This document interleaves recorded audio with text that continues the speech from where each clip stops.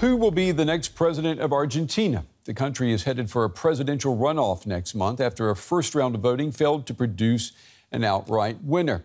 Now, the government's center-left economy minister, Sergio Massa, he made an unexpectedly strong showing despite overseeing inflation that has hit 140%.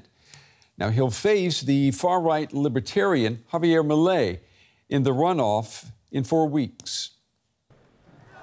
An unexpected boost. Argentina's economy minister, Sergio Massa, took the lead in the first round of presidential elections. Count on me. I count on each one of you. Thank you, from the heart. Under Massa's watch, Argentina's economy has sunk to its worst crisis in decades. Some 40% of the population lives in poverty. Still, the center-left candidate had a slight lead over his chief rival, Javier Milei, a right-wing populist.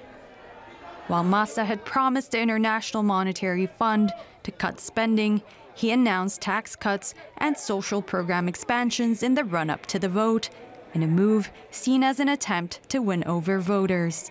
His rival, Milei, has meanwhile vowed major economic reforms, like dollarizing the economy and cutting back on government spending. The election ahead of us is very clear. We either embrace change or we fall. It's an election between those who locked us in a brutal quarantine and those of us asking for freedom, those who defend populism versus those who defend the Republic. But Milei also denies humans are responsible for climate change and is against both abortion and sex education. The highly polarized election in November 19 will determine whether Argentina will continue with a center-left administration or elect one of the right-leaning leaders to lead a country plagued by triple-digit inflation and rising poverty. All right, we want to go now to our correspondent, Nicole Riss. She is in Argentina following this for us. Good to see you, Nicole. The polls, they got this story really wrong, didn't they? I mean, they were saying that Milei was going to come out on top, and he didn't. How did they get it so wrong?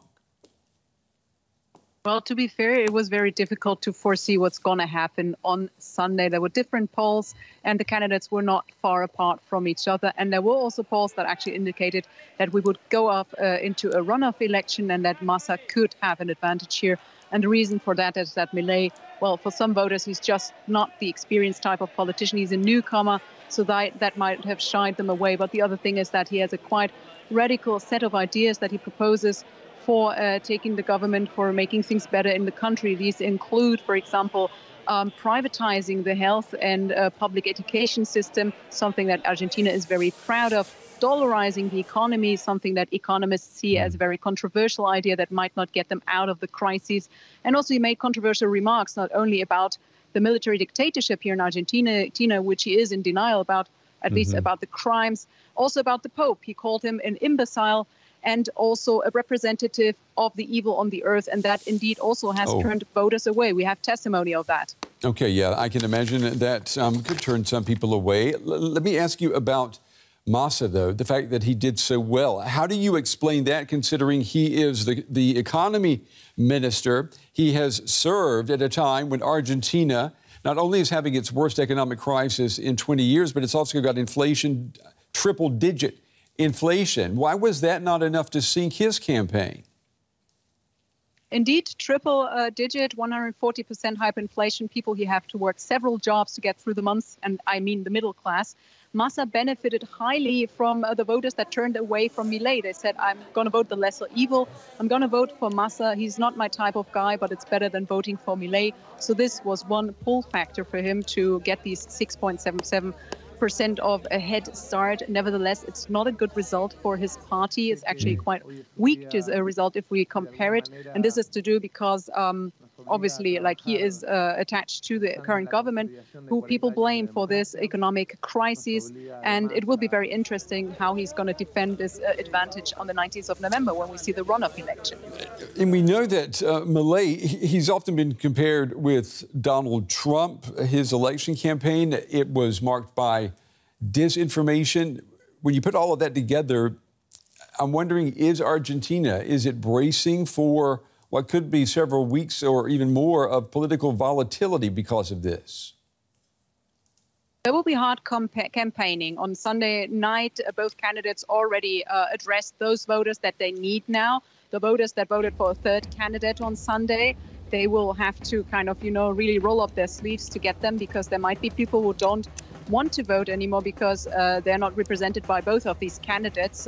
Some of those voters actually already did sort of a frustrated vote and voted for example, Patricia Bullrich, who is a conservative candidate who put herself up to the race.